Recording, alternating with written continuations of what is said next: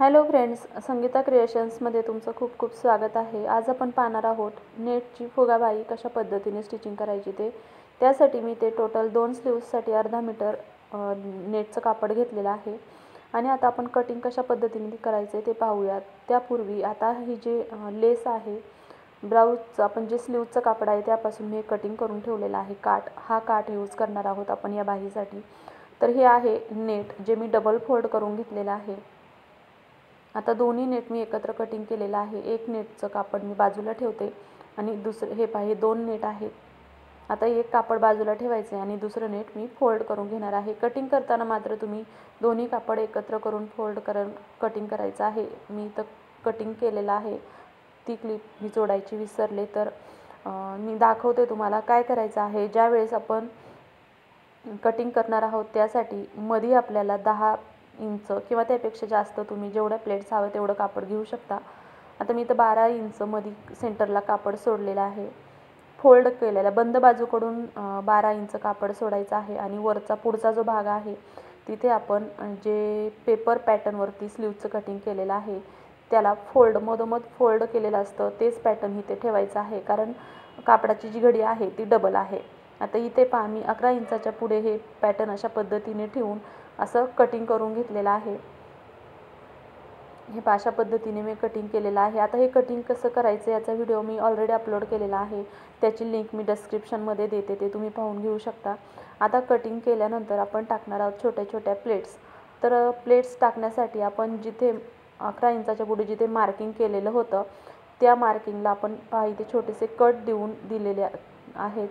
तर त्या कटपासून पुढेच आपण प्लेट्स टाकणार आहोत। तर मी एक स्लीव्ज बाजूला काढून घेते आणि एका स्लीव्जला आपण छोट्या छोट्या प्लेट्स टाकून घ्यायच्या आहेत। तर इथे पहा, जिथे मेजरमेंट आपण कट दिलेला होता तिथपासून पुढे अर्धा इंचाचं मार्जिन घेऊन मी छोट्या छोट्या प्लेट्स टाकत आहे। प्लेट्स टाकताना तुम्ही सुरुवातीला जेवढं मार्जिन घेणार आहात म्हणजे अर्धा इंच किंवा पाऊण इंच त्याच पद्धतीने प्लेट्स टाकायच्या आहेत एकसारख्या। तर शक्यतो अर्धा इंचाचं मार्जिन घेऊनच प्लेट टाकायच्या आहेत आणि जिथं आपण कट दिलेला होता तिथपर्यंत त्या प्लेट्स टाकून घ्यायच्यात। एकदा स्लीव्ज ओपन करून बघायचे, जर जास्तीचं कापड उरत असेल तर दोन्ही साईडने अजून 1 किंवा 2 जेवढ्या प्लेट्स बसतील तेवढ्या प्लेट्स टाकून घ्यायच्यात। आता माझ्या इथे दोन्ही साईडला 2 प्लेट्स बसलेल्या आहेत। तर खालच्या बाजूने पण प्लेट्सची तोंड त्याच बाजूला ठेवायची, कारण खालच्या बाजूने पण आपण कट दिलेला होता। आता कट दिलेल्यापासून इथे मी ही जी प्लेट्सची तोंड आहे ती अशा पद्धतीने ठेवत आहे। हे पहा, फुगाबाई शिवायची आहे त्यामुळे प्लेट्सची तोंड आता मी विरुद्ध दिशेला घेणार आहे। सुरुवातीला आपण ज्या बाजूकडून प्लेट्सची तोंड घेतलेली होती त्याच्या विरुद्ध दिशेने जर प्लेट्सची तोंड घेतली तर इथे फुगा खूप छान येतो।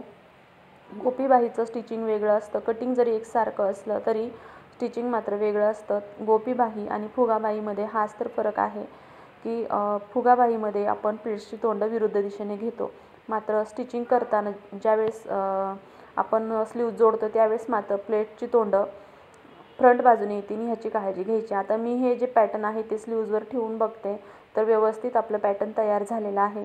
तर आता आपण इथे काठाचं यूज करून घेणार आहे। तर मी काय करणार आहे, वरच्या बाजूने मी काठ अशा पद्धतीने शिलाई मारून दुमडून घेतलेला आहे आणि आता या काठावरती हे स्लीव्जचं पॅटर्न अशा पद्धतीने ठेवत आहे आणि मग त्यावरती आपण शिलाई मारून घेणार आहे। सुईच्या बाजूने ठेवायचं आहे काठ आणि त्यावरती स्लीव्जचं पॅटर्न अशा पद्धतीने ठेवायचं आहे आणि मग 1/4 इंच शिलाई मार्जिन घेऊन अशा पद्धतीने शिलाई मारून घ्यायची आहे। शिलाई मारताना योग्य फिनिशिंगसह काळजीपूर्वक मारायची आहे आणि एकसारखी शिलाई मारायची आहे, जेणेकरून स्लीव्जला फिनिशिंगही खूप छान येईल।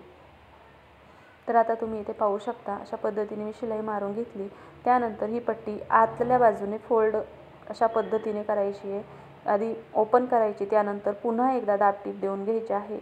दाबटीप दिल्याने काय होतं की पट्टी इझिली फोल्ड होते। तुम्ही तशीच जर पट्टी फोल्ड करायला गेला तर थोडंसं कापड गोळा होण्याची शक्यता असते, म्हणून शक्यतो दाबटीप देऊन घ्यायची आणि मग पट्टी हे खूप इझिली फोल्ड होते। आणि पुन्हा एकदा तिथे खालच्या बाजूनेच दाबटीप देऊन घ्यायची आहे, नंतर वरच्या बाजूने शिलाई मारायची आहे। आता वरच्या बाजूने जे धागे निघत होते त्यासाठी मी शिलाई मारून घेतलेली आहे। ती क्लिप मी जोडायची विसरले, तर तुम्ही वरच्या बाजूने जर ओपन बाजू असेल तर तुम्ही शिलाई मारून घेऊ शकता किंवा जर फिनिशिंग असेल तर शिलाई मारण्याची गरज नाही। आता वरच्या बाजूने पण आपण व्यवस्थित एकदम योग्य फिनिशिंगसह प्लेट्सचा शेप बदलणार नाही याची काळजी घेत ही पट्टी जोडून घेतलेली आहे। आता इथे पाहू शकता आपण जी प्लेट्सची तोंड आहे त्या बाजूला फ्रंटचा आकार द्यायचा आहे, त्यामुळे मी फ्रंट आर्महोलचा आकार अगोदर देऊन घेतलेला नव्हता. आता इथं पहा मी फ्रंट आर्महोलचा आकार दिलेला आहे आणि प्लेट्सची जी तोंड आहे तीही फ्रंट बाजूने येणार त्याच बाजूने फ्रंट आर्महोलचा आकार द्यायचा आहे. आणि जोडताना पण ज्यावेळेस आपण ब्लाऊजला स्लीव्ज जोडतो त्यावेळेस फ्रंट आर्महोल फ्रंट बाजूने येईल याची काळजी घेऊनच अशा पद्धतीने स्लीव्ज जोडून घ्यायच्या आहे.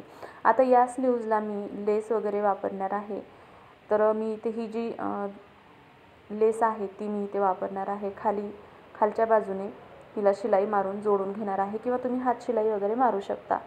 तर तुम्ही फुगाबाईची पूर्ण कटिंग आणि स्टिचिंगचा व्हिडिओ पाहिला तर मला सांगा, तुम्हाला कमेंट करून सांगा की कसा वाटला, आणि आवडला असेल तर व्हिडिओला लाईक, शेअर आणि चॅनलला सबस्क्राईब जरूर करा.